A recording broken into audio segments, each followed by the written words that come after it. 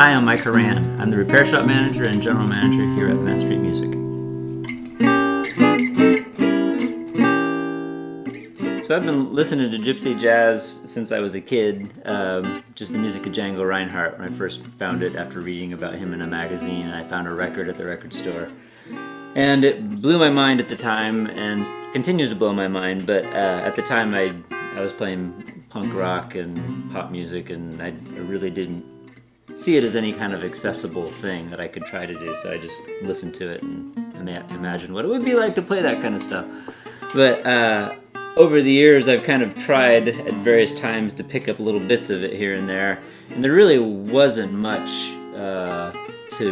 many sources to understand how to play this type of music. And when I would try, I would figure out little parts of it by ear, and the notes might be right, but it didn't sound right. It didn't sound like the right style of music. It didn't sound like gypsy jazz. And then a couple years ago, I got interested in it again, and I was absolutely amazed and shocked at the amount of resources available, both online and in print, about how to play this music. It has been a huge revolution in the last 10, 15 years. And so it's very exciting, and so that's what's been eating up my time and brain power the last couple of years.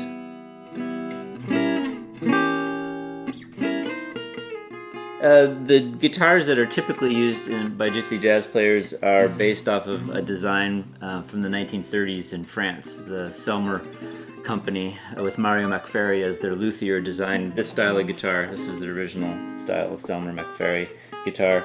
It's kind of a hybrid between an arch top and a flat top, I suppose. But it's very unique to France, and whereas we had Martin and Gibson guitars as kind of our standard guitars starting in the 30s, in the 1930s in France, this was the standard guitar, and this is what everybody played. So it wasn't necessarily the gypsy jazz guitar, it's just the guitars that they had in France. So it has a longer scale length, so there's more tension on the string, but then they use a lighter string that's a silver-plated string, so it has a different sound.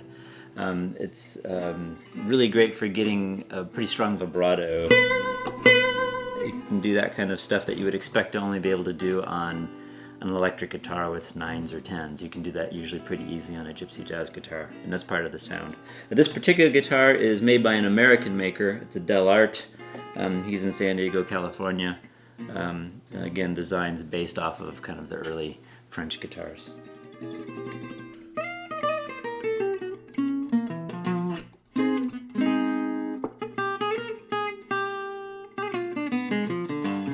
So one of the things in reading about it and exploring this music that struck me is the right-hand pick use is very different from what I've been used to in bluegrass music, which is very much alternate picking. You're always going down on the downbeat and up on the upbeat.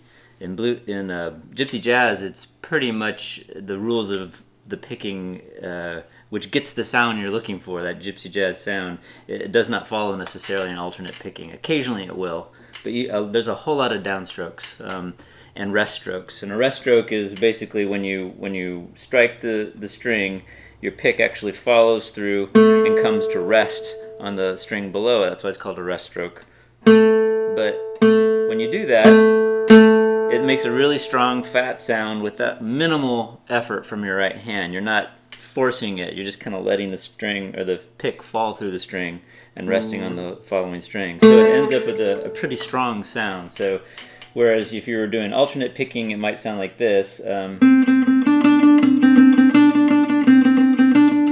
If you were playing that with all rest strokes, it would be. So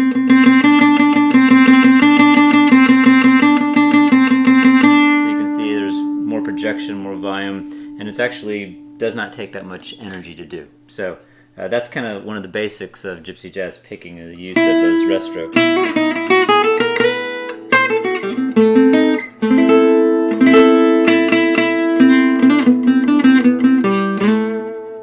So it's almost all downstrokes.